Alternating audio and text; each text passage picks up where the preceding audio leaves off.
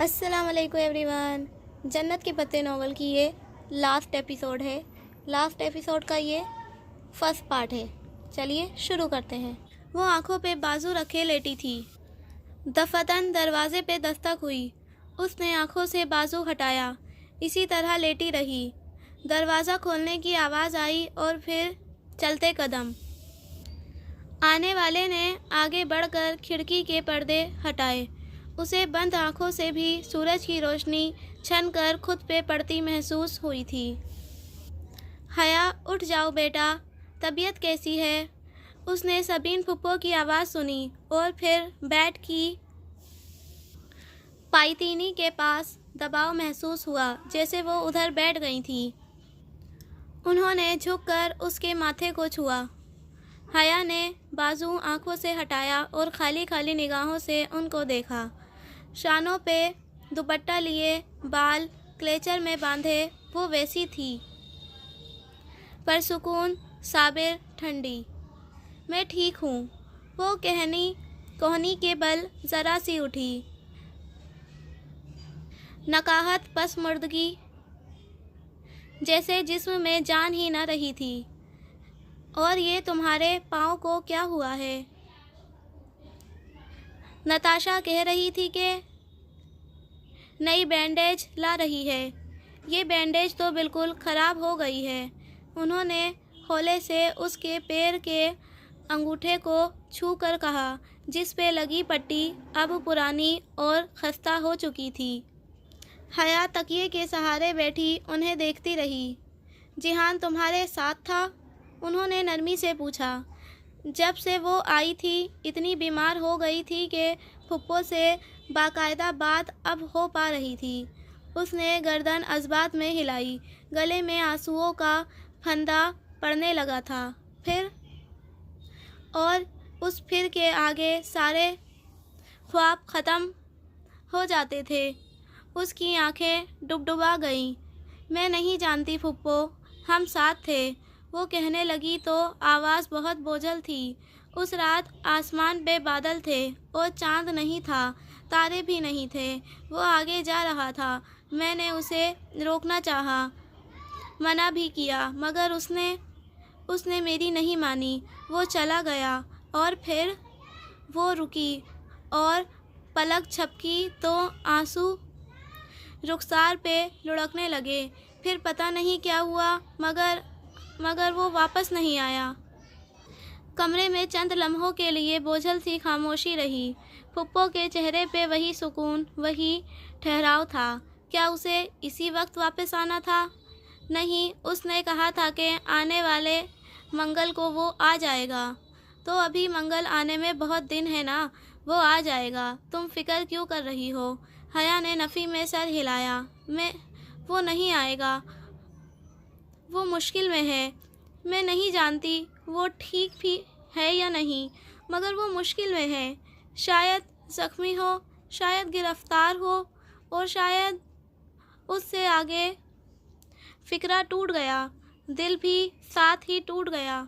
अगर उसने कहा था कि वो आएगा तो वो ज़रूर आएगा, मुझे पूरा यकीन है। उन्होंने जैसे दिलासा देते हुए उसके हाथ की पुश्त को थपका। वो भीगी निगाहों से उनका परसुकून चेहरा देखती रही। मैं समझती थी कि आप में और मुझ में बहुत फ़र्क है फुप्पो। आप सब्र से इंतज़ार करने वाली औरत हैं, मगर मैं चीज़ें अपने हाथ में लेकर जिहान के साथ चलने वाली औरत हूँ। लेकिन अब मुझे लगता है कि तकलीफ़ हम दोनों के हिस्से में बराबर आएगी। आप ज़ाहिर नहीं करती और मैं छुपा नहीं सकती, बस यही फ़र्क है। बेयकीन ना हो बेटा, अल्लाह से अच्छा गुमान रखो, अच्छा ही होगा। उन्होंने नरमी से उसका हाथ दबाते हुए कहा। वो सर भी ना हिला सकी। अजीब बेयकीनी थी। दरवाज़ा ज़रा सी दस्तक के साथ खुला। फुप्पो और हया ने एक साथ उस सिमत देखा। नताशा दरवाजे में खड़ी थी। हया बदवक्त फीका सा मुस्कुराई और आंसू हथेली की पुश्त से साफ किए। हया, क्या तुम उठ गई हो? मैं तुम्हारे लिए बैंडेज लाई थी, वो ख़राब हो चुका है, उसे उतार देते हैं। नताशा रसान से अंग्रेजी में कहती हुई अंदर आई और छोटा सा बॉक्स बेड पे हया के पैरों के पास रखा। फुप्पो उसको जगह देने के लिए उठ गई तो वो वहीं फुप्पो की जगह पे बैठ गई। हुआ क्या था हया पैर पे? वो अब हया की एड़ी से बैंडेज उतारते हुए बोली थी। लहजा ना ज़्यादा मुतफक्किर था ना सर्द। पता नहीं वो उसे अच्छी लगती थी या बुरी। वैसे तो बेज़रर सी ही थी, अलबत्ता उसका लिबास। अल्लाह अल्लाह, इस सारी परेशानी में भी हया के जहन में आया था कि ये इस तरह स्लीवलेस टॉप और कैपरी में घर में घूमती होगी और रुहेल और अब्बा को कोई फ़र्क नहीं पड़ता। क्या हुआ था हया पैर पे? नताशा ने दवा लगाते हुए दोबारा पूछा तो वो चौंकी। कांच पत्थर ज़मीन पे बहुत कुछ गिरा था और मैं उन्हीं के ऊपर चलती रही। बहुत बदएहतियाती है वैसे ये। ओके, मैं उसे बैंडेज कर रही हूँ, बहुत जल्दी ठीक हो जाएगा, ज़्यादा गहरे नहीं हैं। वो अब मसरूफ़ अंदाज में कहती पट्टी बांध रही थी। दफ़ातन आसमानों पे अज़ान की आवाज़ गूंजने लगी। फुप्पो जाने के लिए उठ खड़ी हुई। उसने उन्हें नहीं रोका, उसके पास रोकने के लिए कोई जवाज़ ही नहीं था। लॉन्च से बातों का शोर कमरे तक सुनाई दे रहा था। सना और सहरिश अपनी अम्मी के साथ आई थी और हस्बे मामूल उनकी आमद पे अरहम और सोनिया भी चली आई थी। वो अभी तक कमरे में ही थी, उनसे नहीं मिली थी। अम्मा दरवाज़े पे 2 दफ़ा आकर बाहर आने का कह चुकी थी। अब तो बुखार भी उतर गया है, बाहर आ जाओ। वो कब से आई हुई हैं, अच्छा नहीं लगता। और फिर भी वो बिना कुछ कहे बैठी रही। दिल ही नहीं चाह रहा था किसी से मिलने को। फिर काफ़ी देर बाद उठी और अपना बैग खोला ताकि कोई जोड़ा निकाले। अभी पहना लिबास मलगजा सा हो रहा था। गहरे शलवार कमीज़ और साथ पता नहीं किस जोड़े का गुलाबी दुपट्टा पहने बहुत बिखरे बिखरे हुलिये में वो बीमार सी लग रही थी। बैग खोलकर ढक्कन उठाया तो सामने कपड़ों पे गिफ्ट पैक में मलफूफ एक पैकेट रखा था। उसने वो पैकेट उठाया। कुछ मध्यम सा याद आया था कि सफ़ीर ने जाते हुए ये उसके हवाले किया था। शायद हलीमा आंटी ने दिया था। उसने रैपर फाड़ा। अंदर बहुत खूबसूरत सफ़ेद अंसली सिल्क का कपड़ा था। साथ में एक छोटा सा कार्ड भी लगा था। उसने कार्ड उठाया। हया के लिए बहुत दुआओं के साथ, तुम हमेशा पूछना चाहती थी कि तुम्हारे साथ फ़्लाइट में उस्मान ने सामने बैठी तुर्की औरत से क्या कहा था ताकि वो तुमसे फ्रैंक ना हो सके। तो मैं तुम्हें बता देती हूँ। उन्होंने कहा था कि हम एक ऐसी डिश का ऑर्डर दिया जिसमें इंडियन स्टाइल की तली हुई प्याज भी शामिल है। और बात यह है कि हया तब औरतों को तली हुई प्याज से सख्त एलर्जी है, लेकिन अफकोर्स वो सिर्फ इसलिए ऐसा करना चाह रहे थे कि कहीं अजनबी से बेतकल्लुफ़ी से तुम्हें नुकसान न हो। हम अपने दोस्तों का बहुत ख्याल रखते हैं। फ़कत हलीमा और उस्मान। उसके चेहरे पे अफसुर्दा सी मुस्कुराहट उमड़ आई। कुछ बातें अधूरी भी रह जाएं तब भी उनकी तशनगी नहीं होती। जैसे डीजे को गुड मॉर्निंग डीजे कहने वाला लड़का उसे नहीं मिला था। वो कौन था वो कभी नहीं जान पाएगी। और कौन जाने कि उसको खुद भी पता था या नहीं कि डीजे इस दुनिया से चली गई है। कौन जाने। اس نے بیگ سے کپڑے ادھر ادھر کیے، آگے پیچھے ہر جگہ دیکھا، پھر دوسرا بیگ کھولا۔ اس کا ونڈ چارم کہیں نہیں تھا، پتہ نہیں وہ اسے کہاں بھول آئی تھی۔ دل اتنا خراب ہوا اس بات سے کہ وہ لباس بدلے بغیر بال کلیچر میں باندھے باہر آ گئی۔ مطلب حد ہو گئی، ایک دم سے ہمیں اتنی سنا دی۔ رضا بھائی نے ہمارا کیا قصور؟ اور وہ فائزہ وغیرہ، ان کو بھی تو دھیان رکھنا چاہیے تھا نا۔ ثنا لاؤنج میں بیٹھی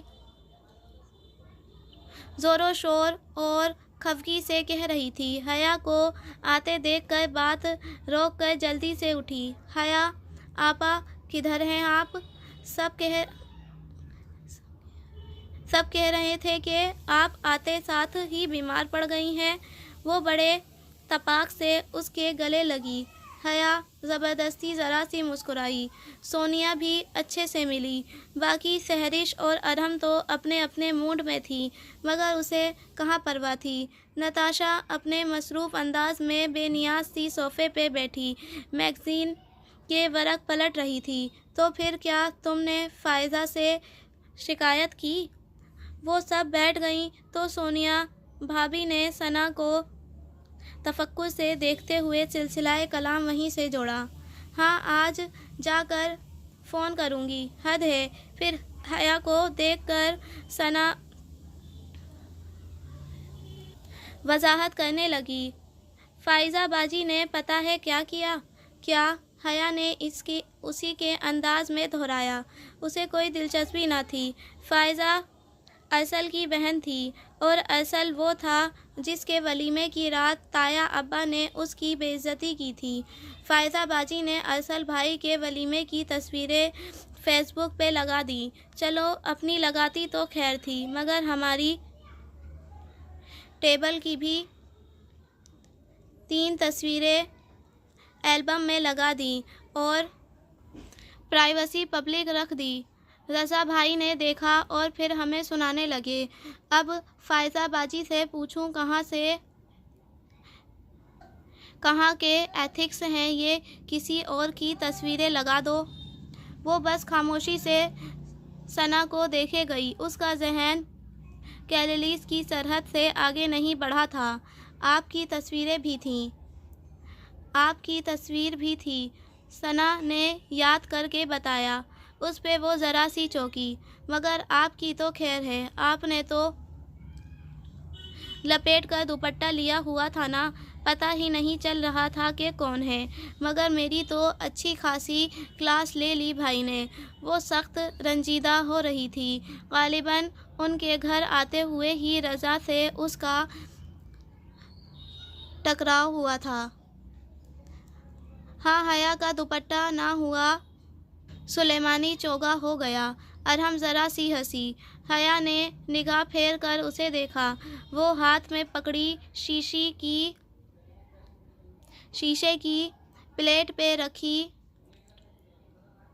اسٹرابیری کو کانٹے میں پھنسا رہی تھی۔ پھر کانٹا منہ میں لے جاتے ہوئے اس نے حیا کو دیکھا۔ حیا کی نگاہوں میں کچھ ایسا تھا، ارحم بے اختیار دوسری طرف دیکھنے لگی۔ ایک تو پتہ نہیں ہمارے بھائیوں کو دوسروں کا اتنا خوف کیوں ہوتا ہے۔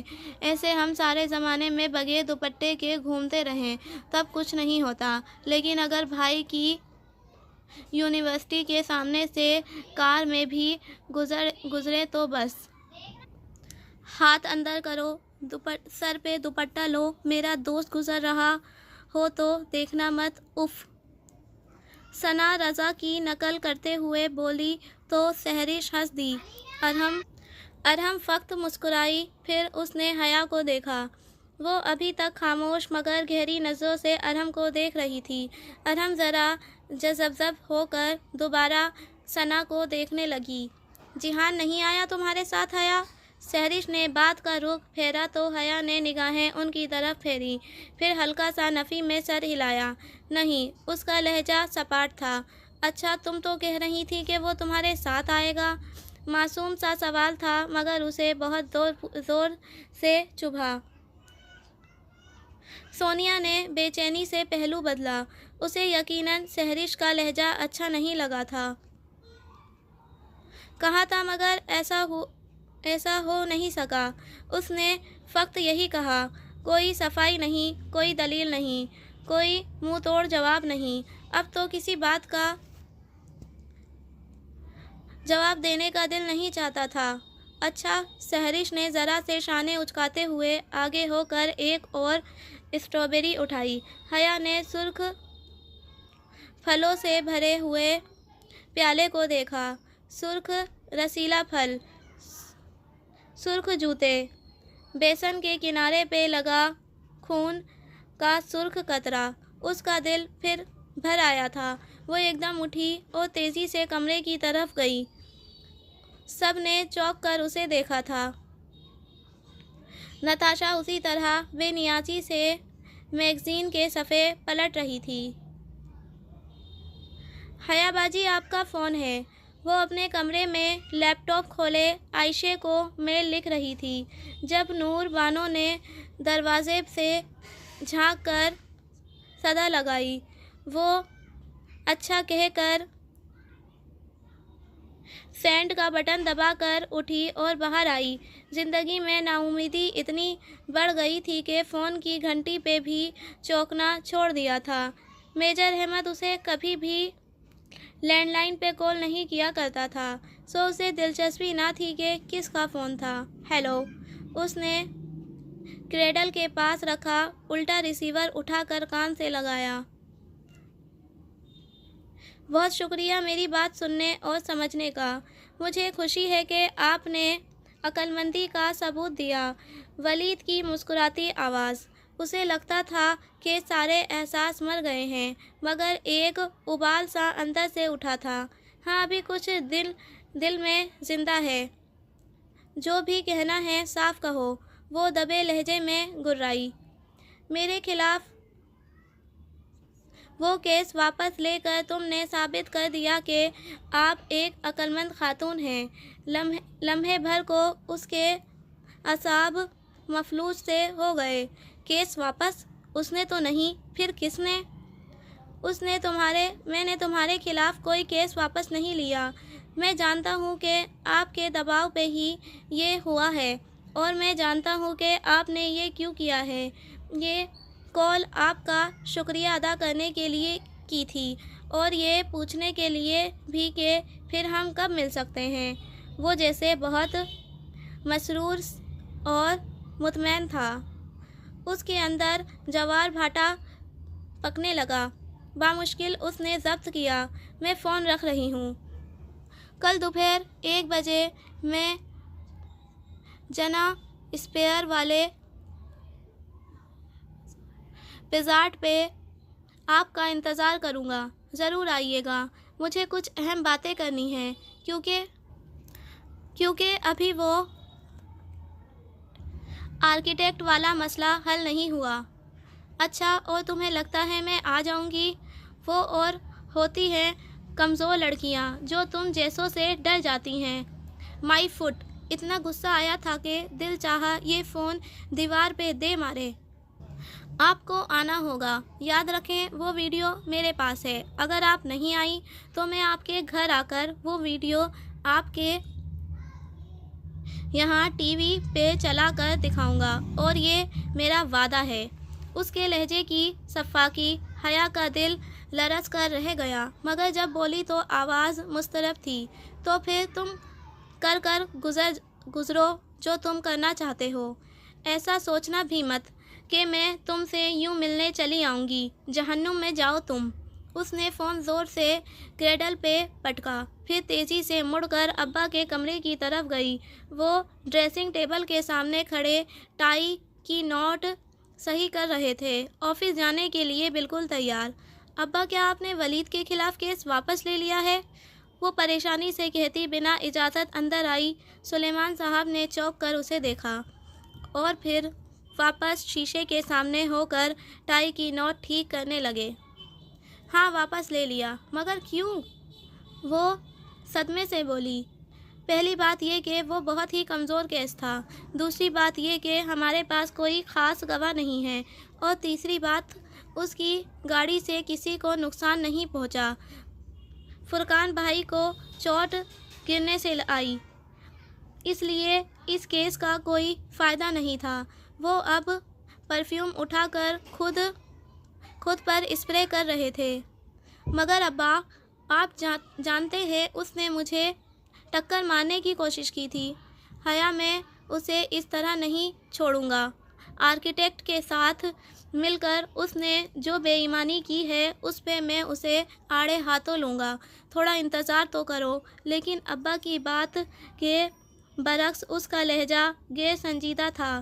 وہ مزید سنے بغیر بھاگتی ہوئی باہر آئی۔ چند لمحوں بعد وہ تایا فرقان کے گھر تھی۔ تایا ابا اور سائمہ تائی ڈائننگ روم میں اکیلے ناشتہ کر رہے تھے۔ لڑکے کام پر تھے۔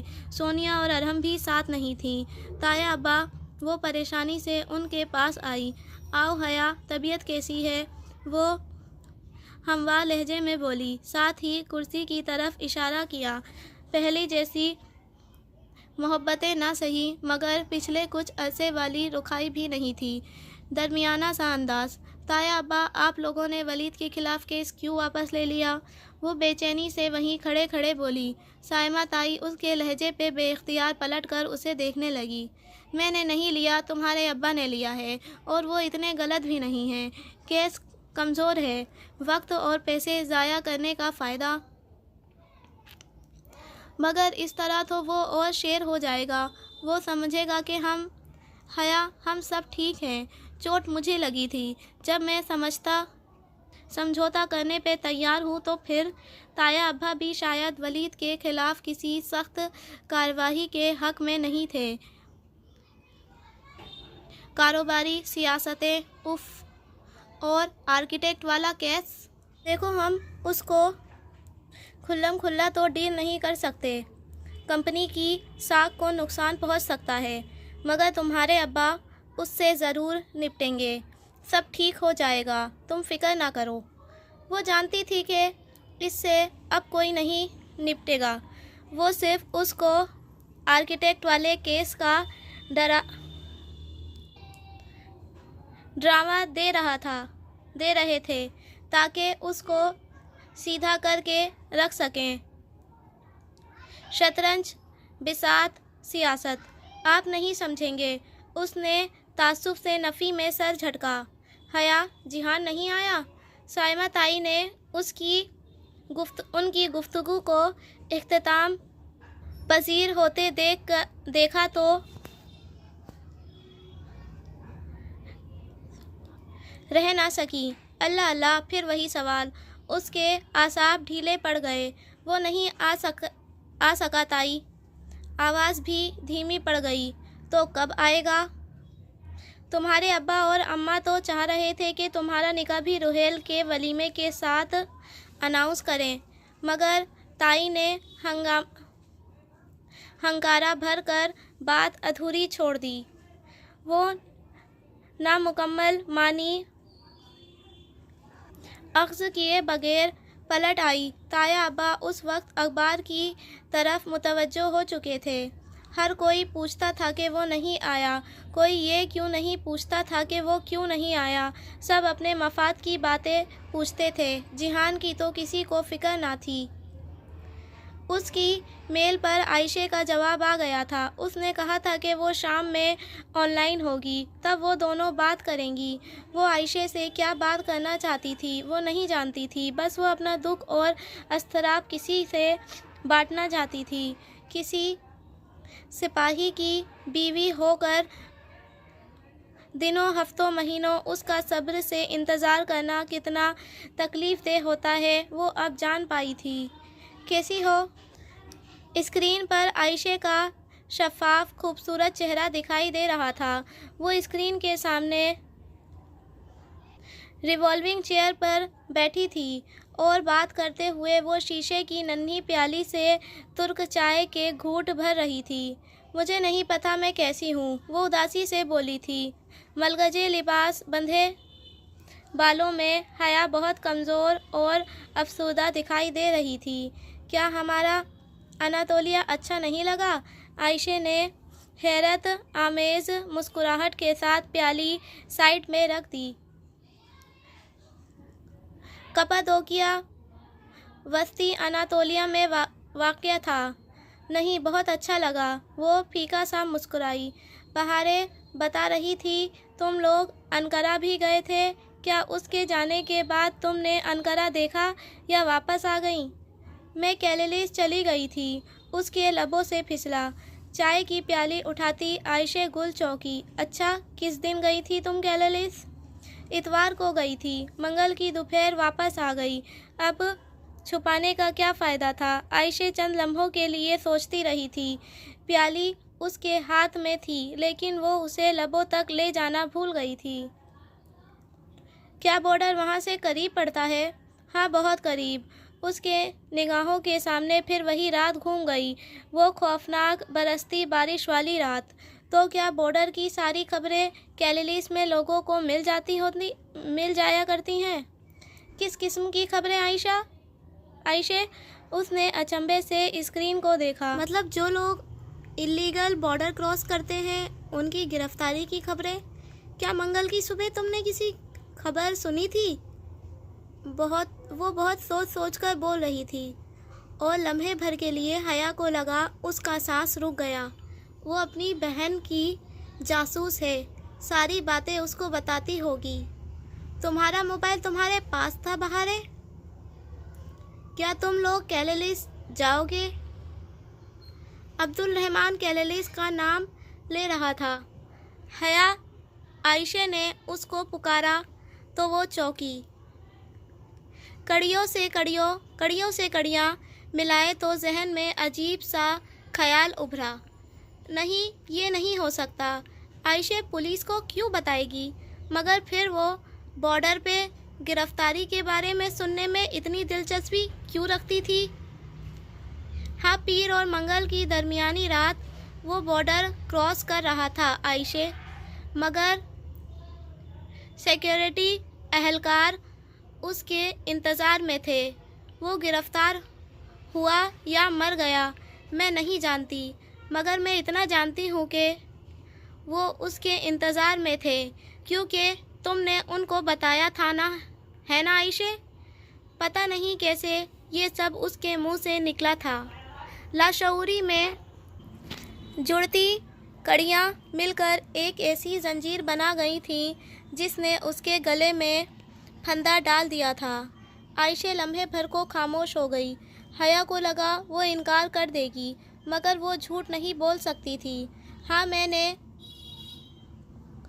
उनको कॉल की थी। मेरा फ़र्ज़ था। अगर मुझे मालूम हो कि एक कौमी मुजरिम कानून तोड़ने जा रहा है तो मुझे सिक्योरिटी फोर्सेस को बताना चाहिए। वो बेयकीनी से आयशे गुल को देख रही थी। वो कितने आराम से ये सब कुछ कह रही थी। क्या उसे नहीं मालूम था कि वो क्या कह रही थी? मरहबा हया, बहारें कहीं पीछे से आई और बहन के कंधे पे झूलकर चहक कर स्क्रीन को देखा। हया ने जवाब नहीं दिया। वो अभी तक आयशे को देख रही थी। अब्दुल रहमान मुजरिम नहीं था आयशे, वो मुजरिम नहीं था। चाय का घूंट भरते भरते आयशे गुल ठहरी। उसकी आंखों में अचंभा उभरा। अब्दुल रहमान का क्या जिक्र? तुम? हया ने लब खोले मगर रुक गई। उसके अंदर उबलता गुस्सा, बेयकीनी, सब कुछ रह गया। कहीं कुछ गलत था। तुमने आयशे? हम अब्दुल रहमान की बात कर रहे हैं, जिसे मैंने कैलिस में खो दिया। बेबसी से उसने कहना चाहा। बहारें कभी आयशे को देखती, कभी स्क्रीन को। अब्दुल रहमान कैलिस में क्या कर रहा था? तुम जानती हो वो क्या कर रहा था। तुमने सिक्योरिटी को बताया उसके क्रॉसिंग का। हया, वो कैलिस में नहीं था। उसे अंकारा से जर्मनी जाना था। वो कैलिस क्यों गया? तुम जानती हो वो कैलिस में था आयशे। तुम्हें बहारें ने बताया था। मुझे मालूम है। जज्बात की शिद्दत से उसकी आवाज़ बुलंद हो गई थी। बहारे गुल, तुम जानती थी? आयशे बेयकीनी से अपनी बहन को देखा। وہ بے ساختہ سہم کر پیچھے ہو گئی۔ میں نے کچھ نہیں کیا، سب مجھے ایسے کیوں دیکھتے ہیں؟ اس کی آنکھیں ڈبڈبا گئیں۔ وہ منگل کی رات بارڈر کراس کرنے جا رہا تھا۔ کیا یہ تمہیں بہارے نے نہیں بتایا؟ وہ بارڈر کراس کرنے جا رہا تھا؟ نہیں حیا، یہ نہیں ہو سکتا۔ عائشہ ابھی تک دم بخود تھی۔ میں نے تو اس کے بارے میں تو کسی کو کچھ نہیں کہا، میں نے تو نسوہ فخری کے بارے میں بتایا تھا سیکرٹری کو۔ اس نے بارڈر کراس کرنا تھا منگل اور پیر کے درمیانی شب۔ وہ جہان تھا عائشہ، تم نے کال کی ہی کیوں تھی سیکرٹری کو؟ وہ دبی دبی چلائی تھی۔ اس رات کے زخم، بارڈر کی بو، روشنی کے گولے، سب پھر سے تازہ ہو گیا تھا۔ کیونکہ مجھے عبدالرحمن نے ایسا کرنے کو کہا تھا، وہ بے بسی سے بولی تھی۔ بہارے نے تائید میں سر ہلایا۔ میری بہن سچ بول رہی ہے، میں نے ان کی باتیں سنی تھی چرچ میں، اور حیا کو لگا وہ اگلا سانس نہیں لے سکے گی۔